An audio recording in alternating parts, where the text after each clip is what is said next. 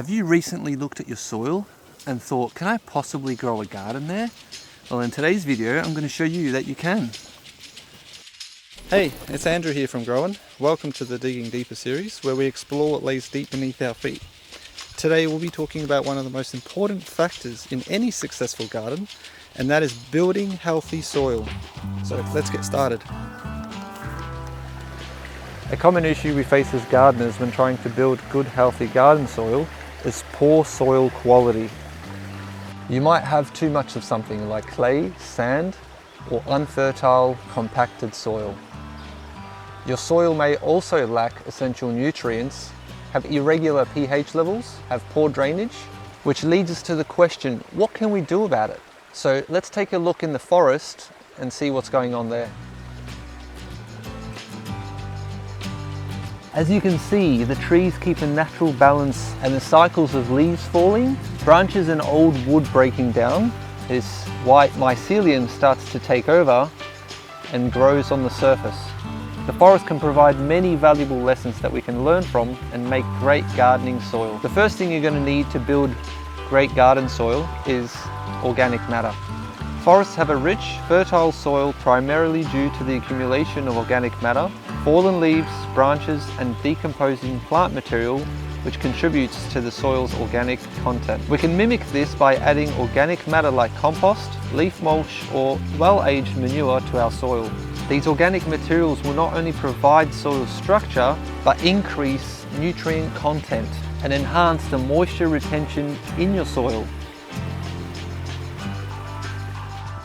Forest ecosystems have a natural process called nutrient cycling, where organic matter decomposes, releasing nutrients back into the soil. We can create nutrient-rich soil by practicing composting. Composting allows organic materials to break down and decompose, generating nutrient-rich compost that can be added to the garden soil. Now we are brought to mulching. Forests have a natural ability to create their own mulch layer. This layer acts as a protective barrier, preventing moisture loss, reducing weed growth, and regulates the soil temperature. We can replicate this by applying organic mulch, such as wood chips, straw, and dry grass clippings around our plants. Mulching helps conserve soil moisture, suppress weeds, provide a habitat for microbes and fungi, and gradually improve soil fertility as the mulch breaks down completely.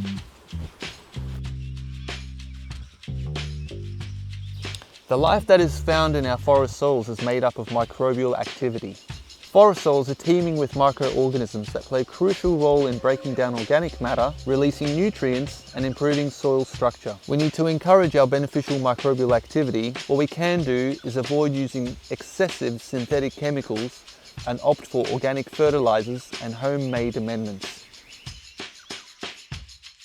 Alright, now that we have a good foundational understanding of how the forest builds its healthy soil, we're going to build our own version. So let's go. We'll start by prepping our area, clearing off any loose debris. So now we just need to take a small soil sample, which takes us to soil testing. It is also important to determine what pH level, nutrient content, and soil type we have. It's crucial information and can help you to adjust your soil to your plant's specific needs. We will have a more in-depth video on pH testing in the link up here. Today we'll be doing the soil composition test using the jar method to get a good representation of what we have to work with. So what we have here is the soil that we have in our garden that we want to improve.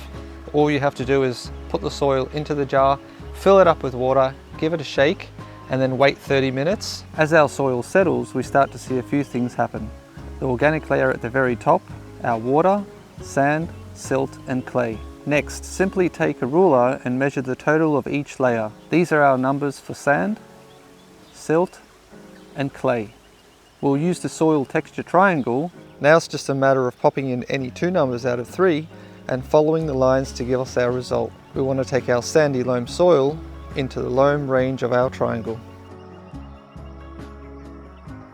Okay, now we'll be adding organic matter like compost and aged manure. So you're probably going to need a good pair of gloves for this next portion. As you can see, our soil and this forest soil slightly different. Forest soils have more life in them due to the abundance of organic matter breaking down, feeding everything in the forest, from the plants, birds and insects that eventually end up as soil food. It's a slow digestive process of decomposition and transformation.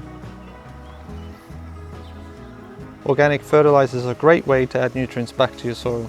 They release nutrients slowly over time, providing a steady source of food for your plants. There are a few other things you can do to bring more life to your garden soil. Fruit and veg scraps straight out of your kitchen. Collecting leaves, branches and any other brown material will help replenish the nutrient matter back into your soil. By turning on your notifications, you'll instantly be alerted to more on this exciting series. Mulching your garden annually is another great way to improve and build soil health. Leaves, leaves, leaves. Leaves are always in abundance. The more you can get your hands on, the better. These sticks and branches will help keep the soil moist and provide a great habitat for microbes and fungal activity to occur. Any green material should remain at the very top of your layer until it turns brown and turns into soil. The health of your soil is determined by how biologically active and alive it is. The closer you can get your soil to forest-like soils by building more diverse layers, the better your garden soil will be. Bye for now. Happy growing.